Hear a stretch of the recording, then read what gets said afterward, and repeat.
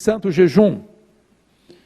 O versículo 18 começa a nos responder: então o Senhor se mostrou zeloso da sua terra e compadeceu-se do seu povo. Bendito seja Deus, porque Ele escuta a oração, porque Ele responde a oração, porque Ele age poderosa e extraordinariamente para livrar o seu povo. E eu chamo a sua atenção para os aspectos deste livramento. Primeiro, diante de um país arrasado economicamente, está escrito no verso 19: eis que vos envio o cereal e o vinho e o óleo, e deles sereis fartos, e vos não entregarei mais ao opróbrio entre as nações. Deus restaura a vida econômica da nação. Segundo lugar, para uma nação que estava sendo invadida militarmente, olha comigo o versículo 20: mas o exército que vem do norte, eu removerei para longe de vós, lançá-lo-ei em uma terra seca e deserta. Deus livra o povo de uma invasão militar. Para uma nação que estava assolada pela seca, o fogo, a seca, a terra sem umidade, não conseguia fazer com que a semente brotasse. Olha comigo o versículo 23. Alegrai-vos, pois, filhos de Sião, regozijai-vos no Senhor vosso Deus, porque Ele vos dará em justa medida a chuva, fará descer como outrora a chuva temporã e a chuva serôdia. Deus vai restaurando exatamente todas as áreas que estavam em crise na nação. Mas ainda, veja comigo o versículo 25. Para uma nação pobre, assolada, onde havia fome, onde havia choro, onde as pessoas não tinham mantimento, onde a casa de Deus estava desamparada, onde os animais estavam morrendo no campo. Olha comigo o versículo 25. Restituir-vos-ei os anos que foram consumidos pelo gafanhoto migrador, pelo destruidor e pelo cortador, o meu grande exército que enviei contra vós outros. E aí você começa a perceber que, como o pastor Arival pregou agora há pouco, a crise não é fortuita, não é o diabo que mandou a crise, nem os homens que geraram a crise. A crise foi um ato de disciplina de Deus ao seu povo. E quando Deus vê o seu povo se humilhando, se arrependendo e se voltando para Ele, o próprio Deus suspende o juízo e então aplica a sua misericórdia restauradora, e Deus restitui ao povo tudo aquilo que foi tomado e destruído pelos gafanhotos, que devastaram a agricultura e a pecuária daquele tempo. Mas a coisa mais importante de todas não eram coisas materiais. Coisas materiais, como muito bem as nossas autoridades têm dito, a exaustão nos meios de comunicação de massa deste país. Você perde e você conquista outra vez. A maior necessidade da nossa nação é da presença de Deus. E olha comigo, por favor, o versículo 27.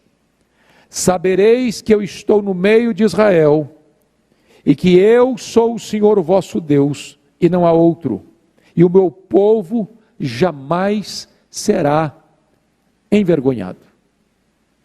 A maior necessidade sua e minha, a maior necessidade da igreja evangélica desta nação, é reconhecer a necessidade da presença de Deus.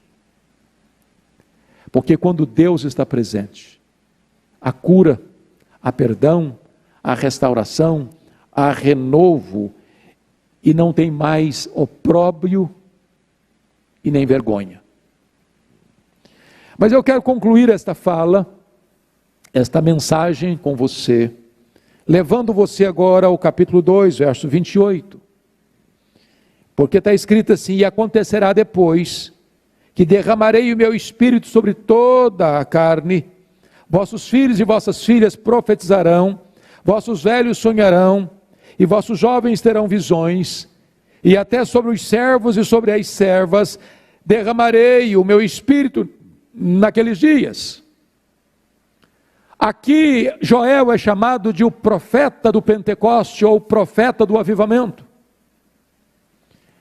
É esta profecia de Joel que vai se cumprir no dia de Pentecostes, quando aqueles 120 discípulos estavam no cenáculo orando unanimemente, perseverantemente, durante 10 dias, e de repente os céus se fendem, e o Espírito Santo é derramado, em línguas como de fogo, como que um impetuoso vento sopra sobre eles, e todos ficaram cheios do Espírito Santo. E diz a Bíblia que ali então Pedro se levanta no poder do Espírito Santo e prega um sermão cristocêntrico, falando da morte de Cristo, da ressurreição de Cristo, da ascensão de Cristo, do senhorio de Cristo.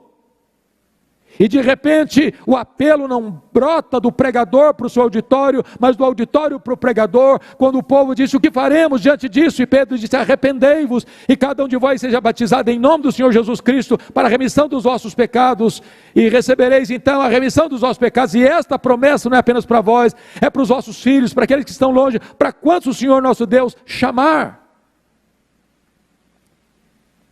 Agora preste atenção em duas coisas.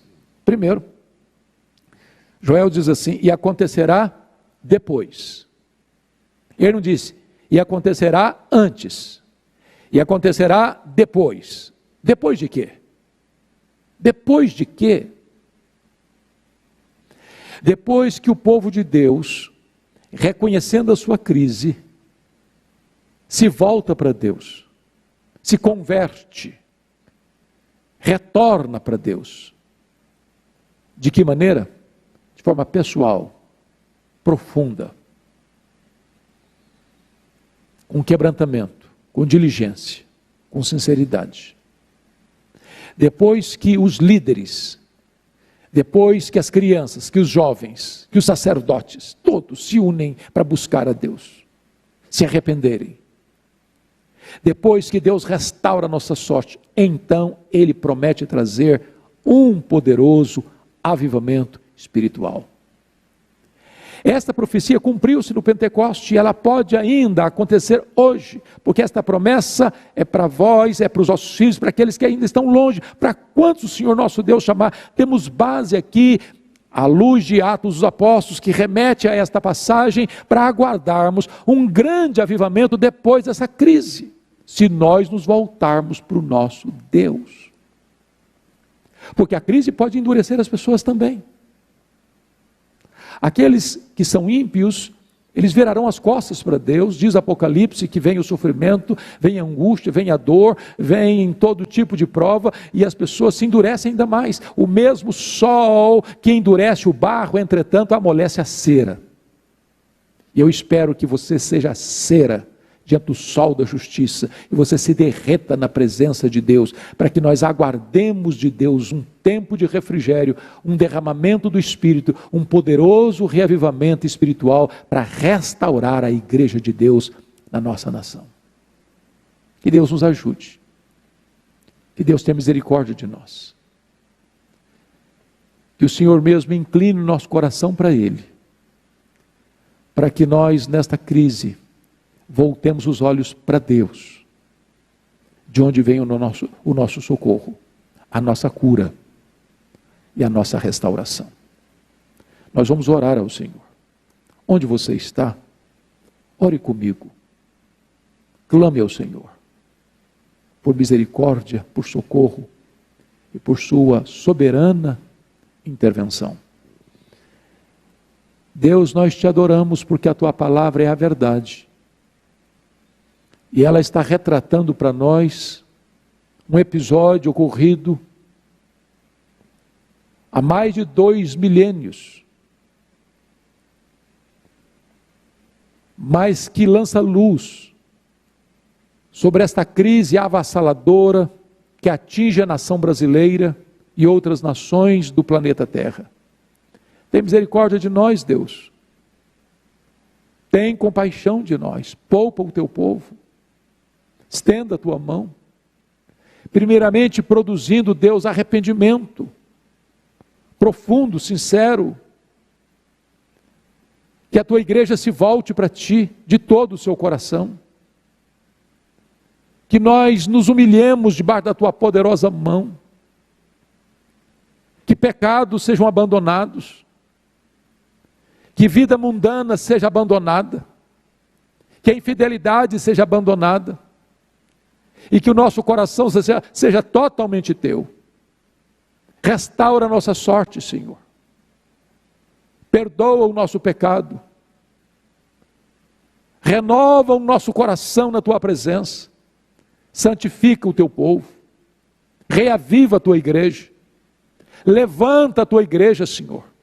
E sara, rogamos-te, a nossa nação. Assim te oramos, neste nome que é sobre todo nome, o nome de Jesus Cristo, nosso Senhor. Amém. Deus abençoe sua vida. Deus abençoe sua família.